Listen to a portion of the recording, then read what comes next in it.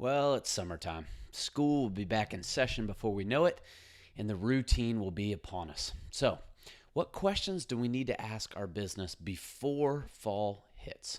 Well, let's dive on in. Good afternoon, everybody. Thomas Joyner here with Business on Purpose. Just want to thank you for joining us, for listening.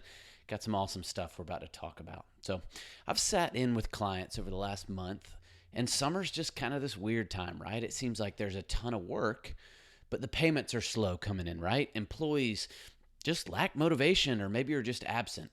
And we begin to see this sprint towards the holiday season, right? Thanksgiving, Christmas, all that's out there. We know it's going to be here before we know it. And it's just fast, quickly approaching. So, what questions do we need to ask today just to prevent chaos down the road? Now, I may not hit on all of them today, but I'll touch on three important ones to ask and engage your team with to make sure that at the end of the year, you accomplish everything you hope to accomplish. So, first question you need to dive in on. Where are we in relation to our written vision story? You don't have a vision story? Well, start there. Touch on the life that you want for your family and the things that you want in relation to just freedom from work. Talk through your business financials, the products and services you need to offer to hit those financials. Walk through the team size and the culture, all of that, and write it down so you can revisit it regularly to make sure you're staying on track. If you've already got it written down and documented, perfect. Pull it off the shelf and just dust it off, or maybe open up that Google Drive where it's stored and take a look at it. Read through it, bullet point by bullet point by bullet point. Color code it, red, yellow, green.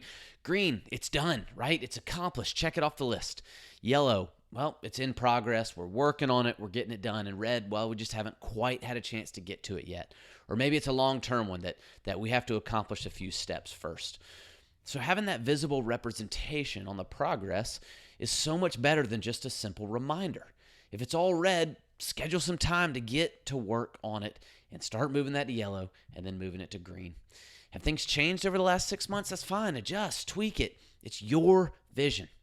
The thing we're hoping for is when it's all said and done, we really arrive after accomplishing it, we want to be excited and grateful that that's what we wrote down. Not upset because we didn't put the bullseye in the right place. No, we want it to be everything that we hoped it would be and to be glad that that's what we wrote down. So step one, pull out that vision story and find out where you are.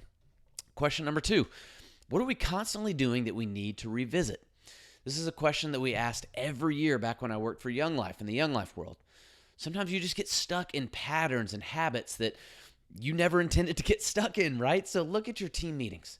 Look at your production meetings, any other areas where you're meeting with your team regularly. Are they accomplishing what you want them to accomplish? And if not, why not?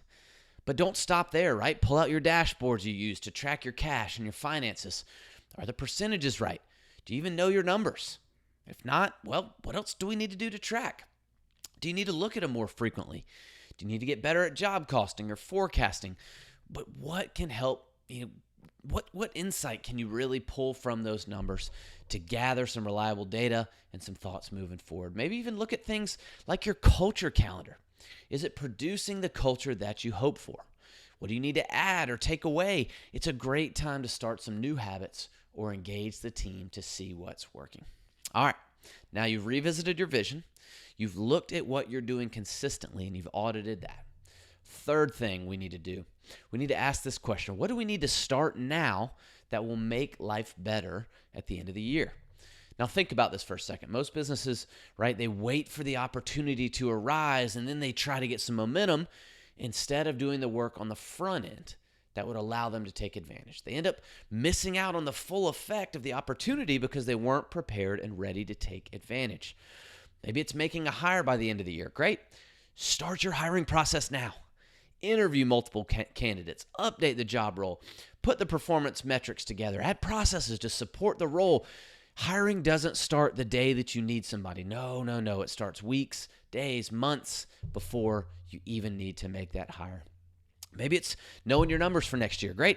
Start forecasting and job costing now so that you have 5 to 6 months of data to pull from when you make your budget at year end.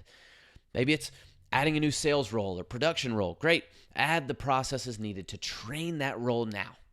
That way, when you hire, maybe when you split one job role into two, the support is there for them to succeed. Maybe it's adding another bank account to your business and just starting to file away some cash for the next truck in the fleet. Or maybe even the next person you want to hire, you want to say, all right, what if we put a little bit aside so we can have 6 months of their salary already in the bank and it doesn't really crush our cash flow from day one? That way you have the cash on hand. You don't have to pull on a line of credit or finance anything, and you can just take advantage when the time is right.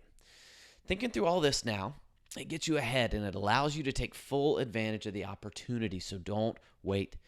Don't let the fall sneak up on you, right? The next few weeks, they're going to happen quickly.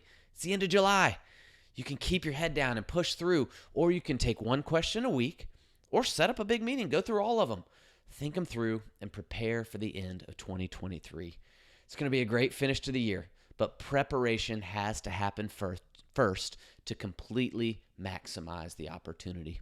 So look over your vision, think through what habits you do consistently, and think through what can I begin doing now that will make the end of the year better. Hope this is helpful for you. Hope you set the time aside to do it. Hope you have a great week. Thanks for tuning in.